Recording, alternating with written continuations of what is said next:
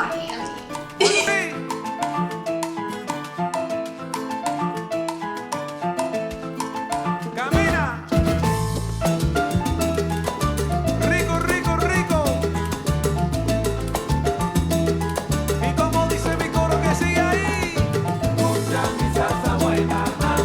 I work remotely, so I was like, let's get a change of scenery. Let's view Miami City skyline as my view working every day instead of just my pink walls at home.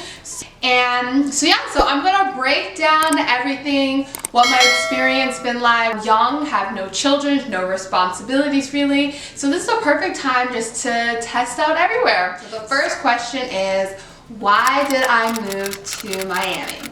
So I'm from New York, and fall, in my opinion, is the worst season ever. It does not fully commit to a weather. It rains all the time, it's gray, it's just so depressing. Seasonal depression is real and kicks my butt every single year. And I was like, I finally have the money to go out of this state during fall. Why on earth am I going to stay here? So next question is, what have I even been doing down here for a month? I came down here with no particular plan. I was just like, let's see what happens, and I have done so much. I'm honestly so tired all the time. So first thing on my to-do list was the Everglades National Park. I saw alligators. I was on an airboat. It was so cool.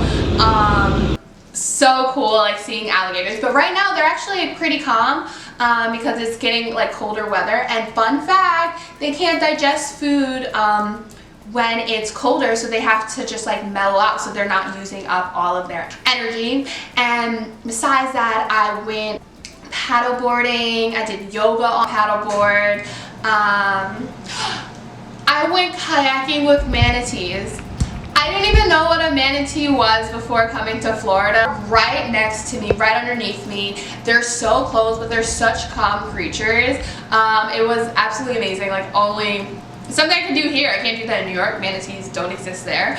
What else have I done? Oh my god, I went sailing and I did like a trapeze sailing where I was like attached to the side, and from the whole way like back, like I was in that position for like 30-40 minutes, just like hanging off of the sailboat, which was amazing. The photos look fantastic. I was like, I can't believe that I did that. Like, just expanding your horizons is just so important. And I did that by myself. And I met, I was with a Venezuelan couple, and then how they left Venezuela, went to Argentina, and then came to America. And this is their story of trying to get away from corrupt governments, and just an opportunity just to learn about different cultures. And I do know about these governments in Latin America and in the Caribbean, but it's different when you're hearing real life people, not just in your history textbook, tell you about what their experiences are in other countries. And it also just reminds you of, yes, America does suck, but we are also very privileged to be here. Like other countries, we don't have the freedom to say this is something wrong with the government and speak out and make improvements. So it's just great to have that communication with other people. So Miami has a very big Latin influence, so I took that opportunity to be like, let me do a salsa and bachata class. My moves are so good now that when I went to a salsa festival and Cuban bar in Little Havana, I had people thinking that I was Dominican or Cuban because my dance skills were so on point. I was like, thank you. I've been trying in these classes because I took them for a month. Like when I went to the salsa festival and actually like had like their moves, like the back rock, their basic, like, and just knowing like just the foundational steps and just being able to do that, and I felt like so at home. It was just a magical experience, the salsa festival. I love dancing, and I just love that I was able to do it in a for a different culture, and you know, you can really connect to a group of people through music and through dance. So I found that like so amazing that I came to Miami and like experiencing something different, and I was a little nervous by going by myself. I was like, oh my god, these are partner dances. Like this isn't just like me by myself. I have to dance with someone. What if everyone has partners? Spoiler, we rotate partners. So like even if you came with someone, it doesn't matter. Like we're all just like rotating, which is really comforting for people coming alone, which a lot of people do go alone. But sorry, my point, I made a friend there, and I've actually hung out with her quite frequently, and then she introduced me to another friend she knows down here, and then another friend of theirs like came and visited. So I'm just expanding my horizons of people, and I was like, oh my god, this is the amazing things when you do things by yourself. It just makes you more open to making friends, because when you go there with someone, you're just going to talk to that person. You're not necessarily going to go out of your way to talk to people. But if you're by yourself, you're like, why not? Like, let's just chit chat, you know? So I just talked about what I have been doing, like the physical activities, but how have I been feeling in Miami? The most important question. Well, absolutely amazing. Obviously, still ranges of emotions, not saying like, oh my god, every single day is perfect, never a single negative emotion. So I've been in New York my entire life, and you just, I don't know, like when people talk about like going somewhere else for a fresh start, I'm like, really? Like, why do you need to be in a new place to have that fresh start? Like, can't you just be in your same place but just change who you talk to, you know? But there is something about moving where you are physically to just clear your mind. Like here, I'm coming off purely from scratch. I have no friends, I have no connections in Miami, no expectations for people in Miami, family, friends, any of that, you know? I'm just coming purely from scratch and just seeing, I'm just open to all the possibilities.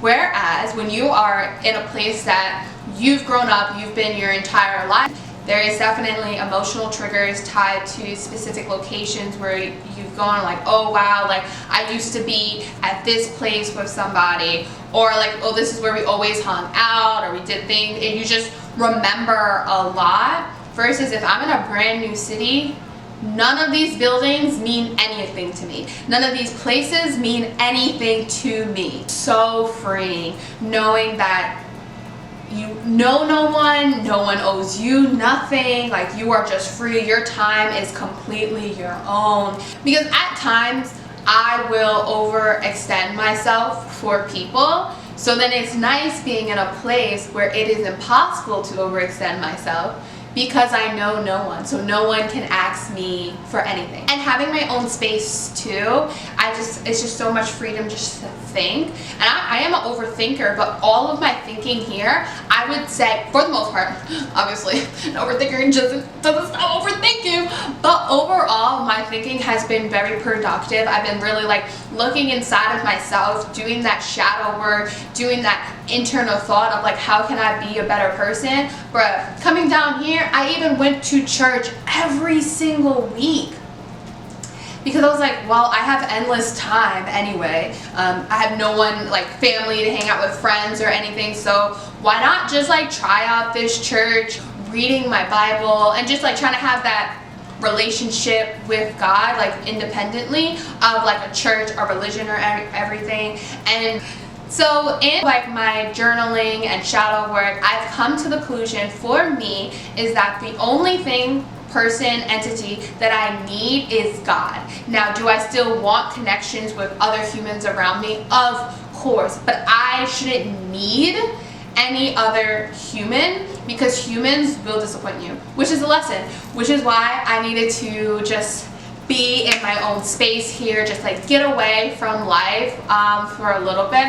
Not that I don't like still talk to family, friends and all that jazz, but like just being in a different state really can change your state of mind, which is like bizarre, but it's just been so fantastic and just giving me a lot of clarity and peace.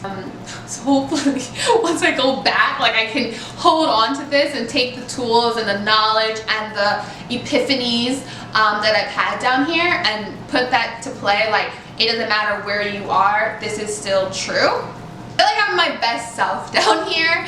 I just feel like I'm growing. I feel like having more boundaries, saying no more. This isn't just this trip, but like I'm just working on that process and just being content with myself.